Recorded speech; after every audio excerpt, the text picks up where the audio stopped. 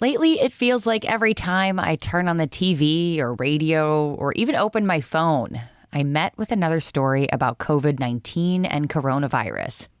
In fact, I spent most of my day yesterday canceling an upcoming flight, talking with friends about their travel plans, and if and when to stockpile supplies. But with fear and anxiety sparked in so many of us adults, we might forget to think about how kids are dealing with news of the virus. Joining us today is Dr. Amy Forer, who will guide us through talking to children about COVID-19. Dr. Forer is a family medicine physician with Emerson Hospital and Emerson Family Medicine Maynard. She is board certified in both internal medicine and pediatrics and treats both adults and children. This is HealthWorks Here, the podcast from Emerson Hospital. I'm Caitlin White. Dr. Ford, thank you so much for joining us during what I'm sure is a very busy time over at Emerson. Let's jump right into it. What are the most important things to keep in mind when speaking with children about a public health emergency? Well, thank you for having me. It really is important to take time to talk to your children when there's a public health emergency. If you stay calm and reassuring, this can be very helpful for all ages. It's important to answer their questions and be honest and accurate, and this can help alleviate fear. Reassure your children that the medical community is prepared and here to help, and scientists are working around the clock to fight this disease. Avoid language that may blame others, including cultures and countries, and use words and concepts that your child will understand based on their age and development. Spending time talking with your child communicates that you are available to them. And so if they have questions or concerns in the future, they'll know that you're available. So what are some tips that we can give children that they can do to stay healthy and prevent the spread? We need to teach our children to wash their hands appropriately. We need to teach them to use soap and water and take 20 seconds to wash their hands. Younger children may want to learn to sing a song that will assure appropriate time has been spent. When soap and water aren't available, we can use hand sanitizer at regular intervals throughout the day. These regular intervals may involve when there's a change in location or before eating.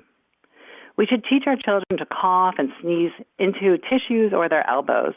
And if your child is sick, keep them home and avoid others who may be sick. Take the time to explain to your child that there are new actions at school to help people stay healthy. These include increased hand washing and cancellations of gatherings and events. Parents should also be aware and adhere to travel advisories. So what if my child is really concerned to the point that they maybe don't want to leave the house in general? Sure. You should be watching for signs of anxiety and fear in your children. There are various ways that this may present in children based on their age and development.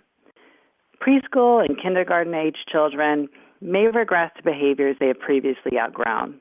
They may be frightened by separation from a parent. They may have tantrums or difficulty sleeping. Older children, 7 to 10 years old, may feel sad, mad, or afraid. Making time to talk with older children is important because there may be misinformation from peers. Preteens and teenagers may act out or become fearful of leaving the home.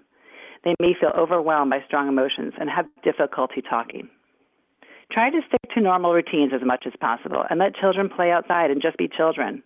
Model the behavior that is reassuring, as children will pick up on our cues. Remind them the family is taking precautions to keep everyone healthy at our home and in our community. It is really important to limit exposure to news and screens, as too much information and repetitive information can lead to anxiety. If you're truly concerned about your child, reach out to your pediatrician. What if, another scenario, my child is fixated on things like if the schools will close, if their favorite activities will be canceled, what life in the future is going to look like? What should I do then? Sure. It's important to reassure your child, like all public health emergencies, this will be temporary. Explain that these disruptions are important measures to help slow the spread of the virus. And respond in a way that acknowledges and validates their feelings. For example, say to your child, I understand you're upset, and this is frustrating, reiterating that these disruptions that are new to them are to maintain the community's health. Providing ongoing reassurance that life will resume as normal can be very helpful. You know, for some, COVID-19 has reached their community, their hometown, and this could increase children's concerns. What should they do? It is important to remain calm and to continue to provide reassurance. Maintain normal routines as much as possible. Be there for your child to answer questions and provide accurate information. And this is a time to teach your child to take action that supports the community. For example, offer to drop off supplies, provide additional food, and check on elderly neighbors. This is a time to support each other and to build resilience. Well, thank you so much, Dr. Forer. Hopefully we'll be able to put some children as well as adults at ease during this uncertain time. That was Dr. Amy Forer, a family medicine physician with Emerson Hospital and Emerson Family Medicine Maynard.